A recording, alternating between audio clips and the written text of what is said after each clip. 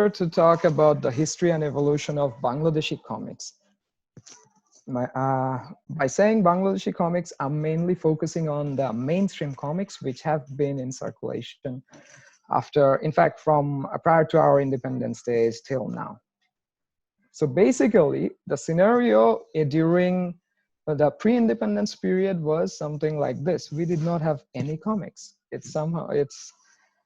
It's okay, but for what we had previously were only magazine and newspaper cartoons, and of course some political cartoons were there. That is all which we had during the 50s, 60s, even till the late 80s. However, during 1978, Rafiqun Nobi, he was the first person to come up with a weekly strip in Bichitra magazine. It's called Tokai.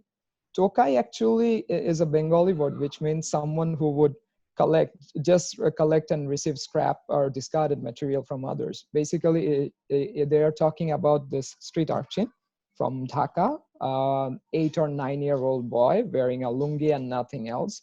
However, in spite of his poverty or anything, he would come up with scathing reflections which would make everyone think what is going on and what we are doing in the society, whether we are doing our duties or not.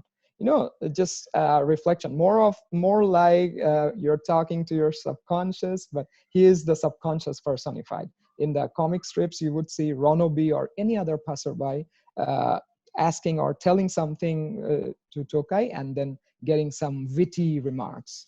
So Tokai became very huge hit from 1978. It went on and on till late 90s. Then the magazine circulation run ended, and then it was shifted to another magazine, but eventually it came to a halt in 2004, around mid-2000s. At the same time, since there were no comics, Unmad magazine was the first which came up in Bangladesh. This was the first satire magazine in 1978. And back then, since we did not have any comics, it was Ahsan Habib and some other friends. Ahsan Habib is the current editor, but he had Khalid Ishtiaq and other people who came up with Unmad magazine initially. They published regularly, and Unmad is still continuing on a monthly basis. In 80s, there came Cartoon magazine. It was also similar to Unmad. But you see, this is all we had till 80s, monthly magazines, which are basically humor panels contain 20, 30, 40 pages of newsprint magazine, and that's all we had. There was no comic, nothing. Things began to change. Before changing, I would like to say why the reason we could not go ahead then. It's very simple. Our comics, whatever comics which came up in the late 80s and prior to those, the cartoon magazines, were in black and white in newsprints, whereas Indian comics, which were the Bengali translations, were already available in the market, and those actually flooded the market. And of course, store owners and others wanted to keep those because those were sure sellers. I remember reading Batul the Great or other works of Narayan Devnath, also Indojal comics, Betal, Bahadur, Mandrake, and of course, Franz, Chacha Choudhury, Billu, Pinky. These were huge hits, and even I saw those first in the 80s, but of course, I'm sure there had been there. Batul the Great, Narayan Devnath's creations were there earlier. So this was the edge which actually Indian comics had and their availability. That made us, we actually got delayed a bit in entering the comic industry. But however, in 1989, the first comic publisher from Bangladesh actually came up. Shruti Patra Comics, that was the name of it. They came up with humor comics mostly, started with 3, but initially they actually went up. Their sales went up, and by 1993, they went up to 35 titles per month, which is huge considering Bangladesh's market back then. Then they were actually offering both in newsprints as well as in white print. So that was an edge. That was something new to the people, the audience, that at least the readers, that they were getting white print And Shruti Patra was also printing some foreign comics. So that was also one thing which we wanted to read. I remember in the late 80s or early 90s, we all were big fans of MacGyver TV series. So Shruti Patra had printed MacGyver comics as well. So that was some hit to some extent, but ultimately, after some years, sales did not sustain. As a result of which, Shruti Patra went out of the market during the 90s. Now, there was this new trend of daily and weekly strips becoming very popular in our country. Now, there was this particular artist, Sharia Khan, who came up with Babu, a 12th grade kid, his life, his problems, his family life, and how what he does with his friends and all that. In short, Babu's whole life. It's a funny comic. It's basically it was a weekly strip first published in 85, but then became a regular strip during 1997. After Babu's debut in 85, the second comic was basically, it was also a daily strip actually. Basically is a banker. The story revolves around him, his work and his family life, how he tries to woo his colleague Ria and how his father and mother reacts to that. So it's basically about basically and Babu, which started the whole thing about strips becoming popular and eventually coming out in the form of collected digests. These were published by Panjari publishers later.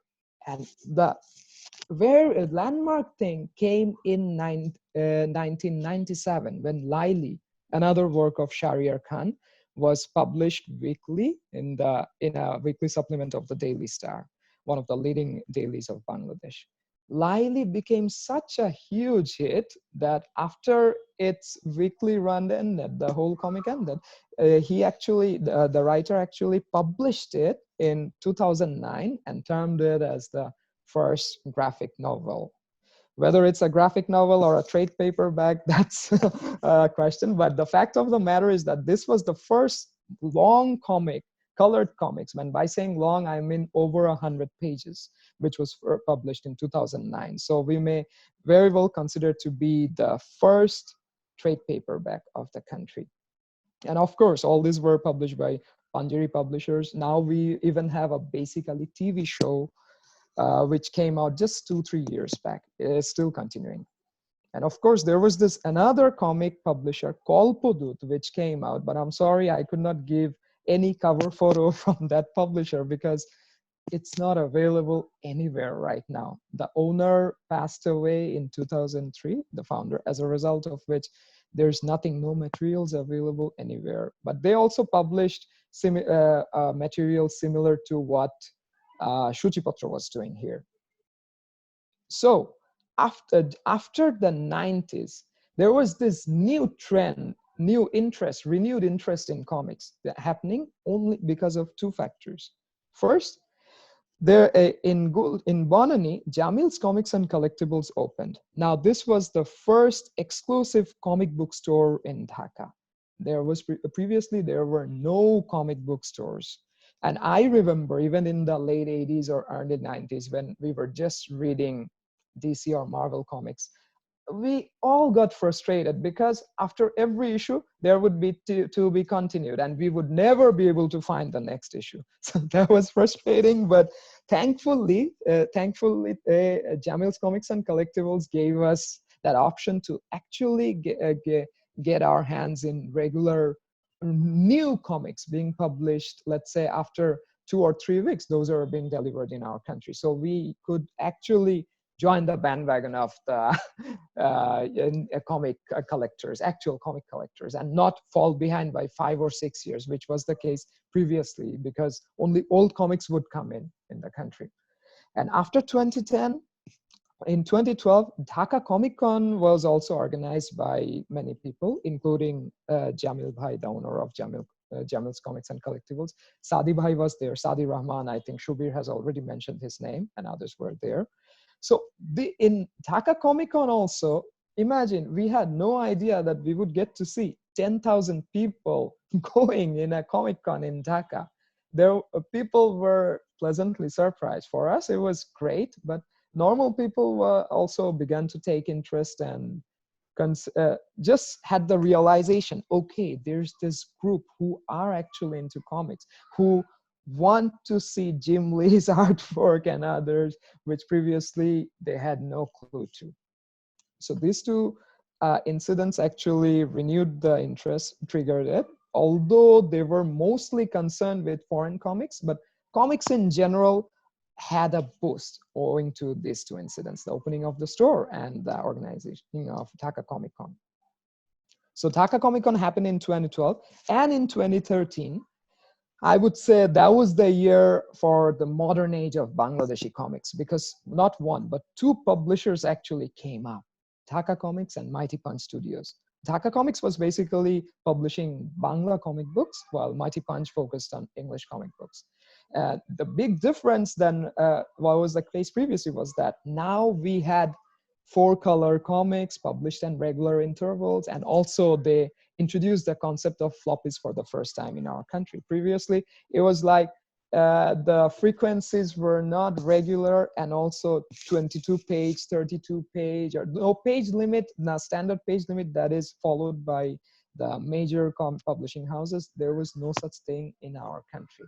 On some occasions, you might get a 10, 12 page comic or something a bit more, maybe 30 or 40 pages, but those were collected works of 2 or 3 page short comics and nothing else. So this was a huge change, and Dhaka Comics and Mighty Punch Studios actually started focusing on covering many genres, like science fiction, superhero was there, horror comics were there, humor was there, you name it, it was already there. And prior to Dhaka Comics, just some years back, Panjari Publications was actually publishing biographies of famous people.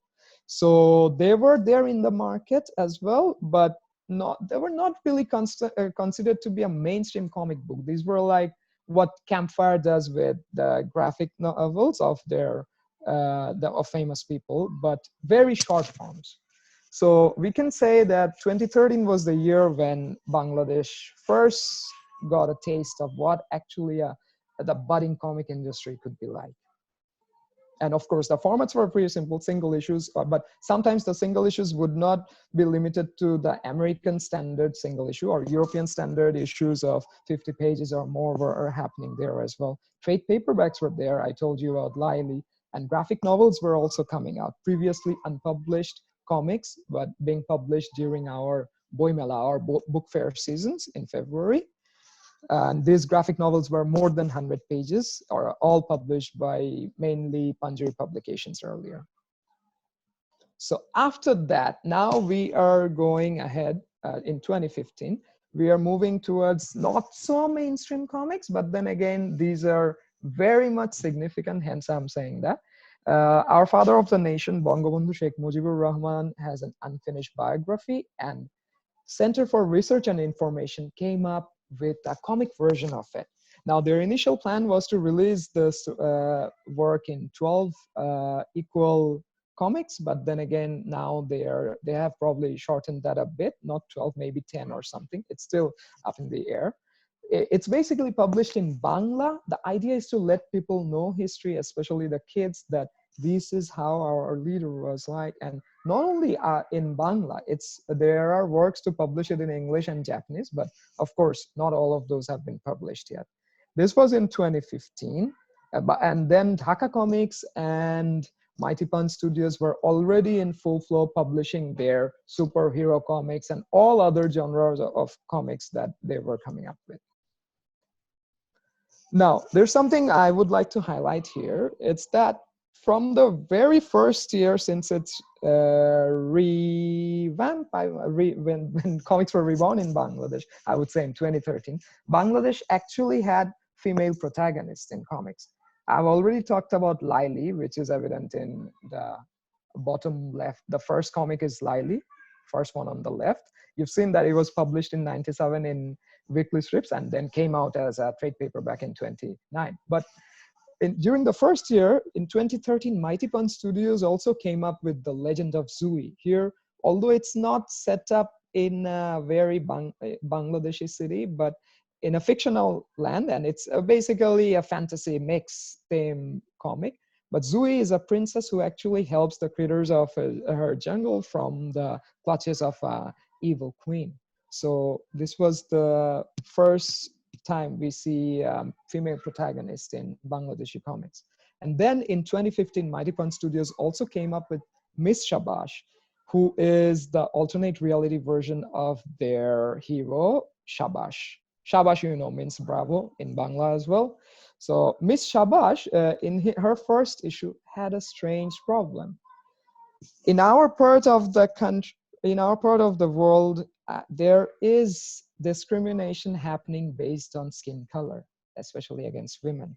Miss Shabas was voicing his opinion against that. She was totally not favoring it, and whoever was taking advantage of it, she thought that no, this belief, this should not be there. She fought against it, the belief, and actually those who were discriminating women based on skin color, she fought and won against it.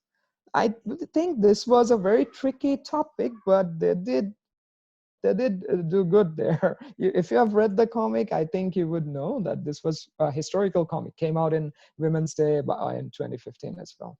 And later in 2016, another comic, Latial, was published by Mighty Punch Studios. Here also the female protagonist, although she was revealed only later at the end that it was a female, because Latial is someone who's taking part in a fight using bamboo sticks. What we have in villages, there's tradition of it happening. There are annual contests happening every year. But as you know, nowadays, it's more about having entertainment in my cell phone. So these traditions are increasingly getting lost. The writer and founder of Dhaka Comics, Samir Asran Rahman, thought that maybe if we can rejuvenate the tradition by incorporating it in this medium where kids nowadays will get to see it, they would be encouraged about this.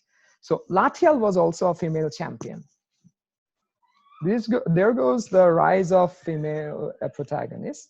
And now in 2015, this is not a mainstream comic, but we actually have LGBT representation in our comics. Entered T, the late 20s middle-class girl from a suburb who identifies herself as a lesbian. The whole idea was to sensitize people that homosexuals should have the same treatment that normal other people with different orientations have. There should be no discrimination just because of the fact that someone does not share my belief. Although it was tricky to pull it off, and because it's very sensitive topic in our country. But then again, these were a total of 16 events were organized in different parts of the country. And the idea was to instill the belief among all the people, not only in Dhaka, but everywhere, that you should not discriminate against others based on their sexual orientation. It was presented basically in flashcards. I believe there were 10 episodes of T in flashcards, but this is a not for sale comic. It's not available outside, only for the attendees of those events. But of course, we had the representation. And then in 2016, our comics focused towards science comics. This was headed by Nasrin Sultana Mittu, the second person in Dhaka Comics. She is heading this project Tiktalik, where the whole idea is to make learning science easy for the kids and via comics, so that they get more interested in learning those. Already 3 comics have come out, and this has got the government backing as well. They have it available online as well as in print versions. Here also, we do have a female protagonist. The one who is the narrator is actually Rinky. As you can see, the little girl here beside the magnifying glass. She actually explains the whole thing, what certain science phenomena. It's more like a For Dummies series, except that it's in comic format and you specifically target 3 or 4 scientific phenomena, like the laws of gravitation or why Pluto is not considered to be a planetary one, such questions. And it's still continuing. And then in 2018, we had the first indigenous superhero in a mainstream comic. Now, his name is Joom, and the creator is Shobbosati Chakma. We have just finished the first story arc early this year. So Joom is coming from Rangamati, where indigenous people live. And even though he's coming from that community, he is very much interested to come out in the open, which there is a belief that they want to stay back there, or they are limited to that geographic area, but that is not the case with Joom. However, when you see that in media, that helps to instill that belief that and give them the confidence that there should be representation from all communities in a country. And that is what Shobbosati Chakma tried, and he succeeded. Joom has 3 issues so far, but of course there would be, and a crossover has happened recently with another hero.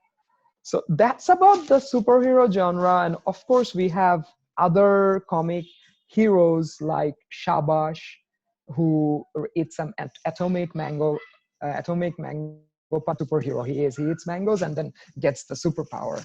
He can fly, he has super strength and everything. We have detectives like Maruf.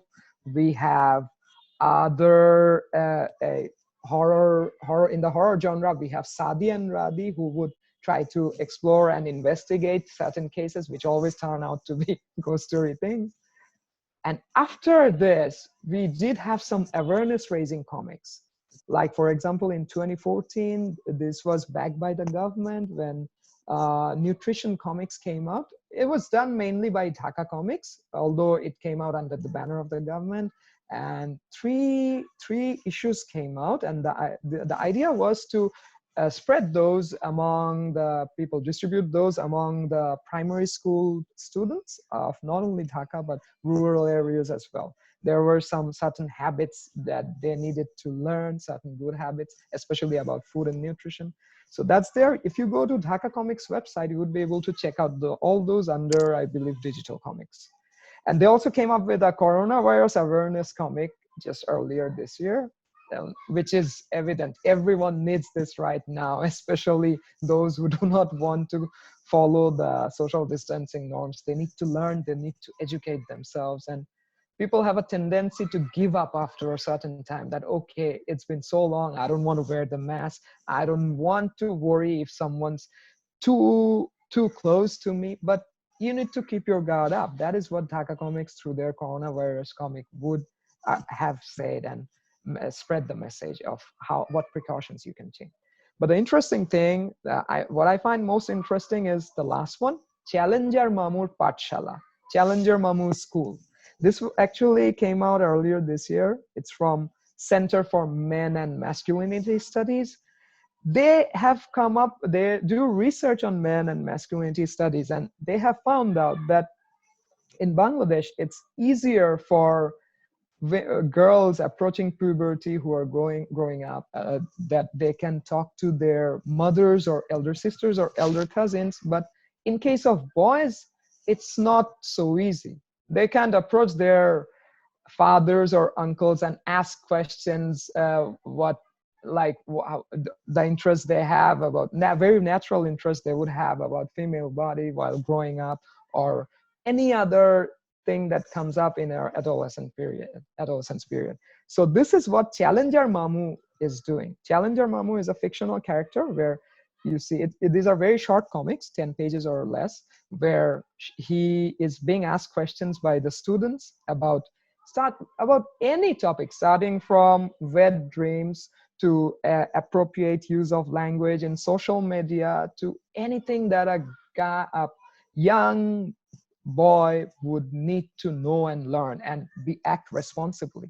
They are also trying to promote, the idea is to promote, they want to save the girls. They don't want this oppression on the girls and the things that happen in our country in patriarchy, that the girls don't have the power. In many cases, their words are not heard. What we've seen in Mina comics, the discrimination is happening, but they want, this group wants to raise men in the proper way. And one of the things they are wanting now is instill all this belief of responsible actions from the very early age. That is why these comics are coming out.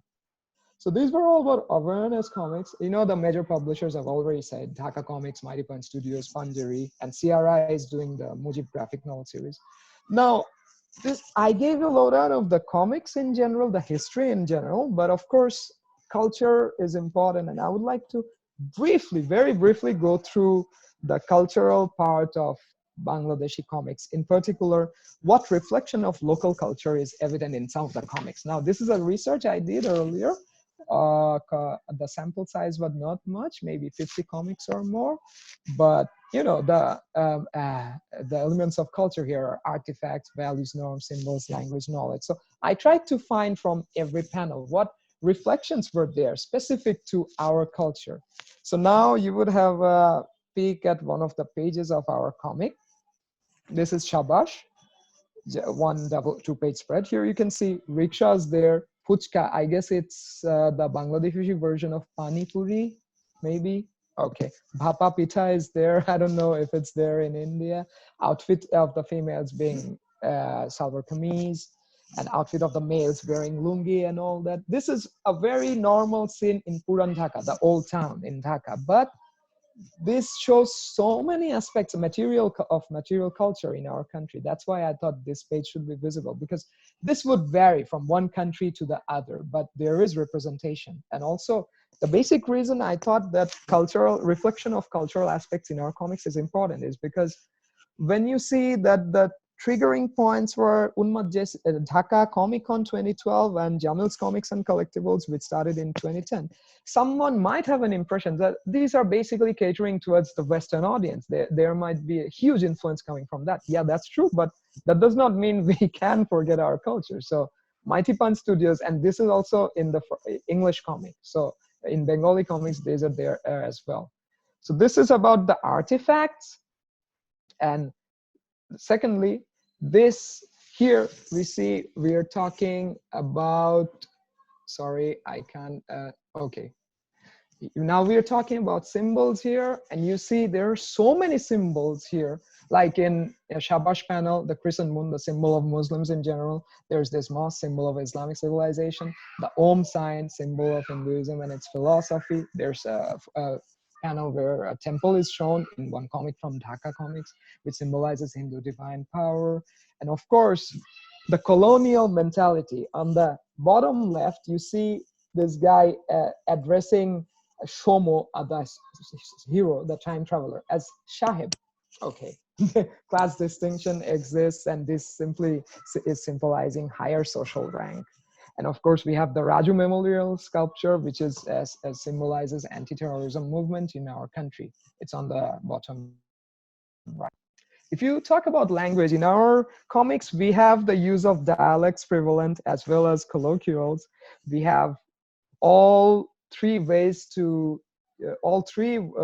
which we use the word you, tui, tumi, apni. It's evident everywhere based on how close you are to one particular person, and some catchphrases which we use, like moja loss and something, which originated in probably our country and have become very popular. Now, I wanted to show this particular panel because on the left, you can see one big goon picking up another skinny guy.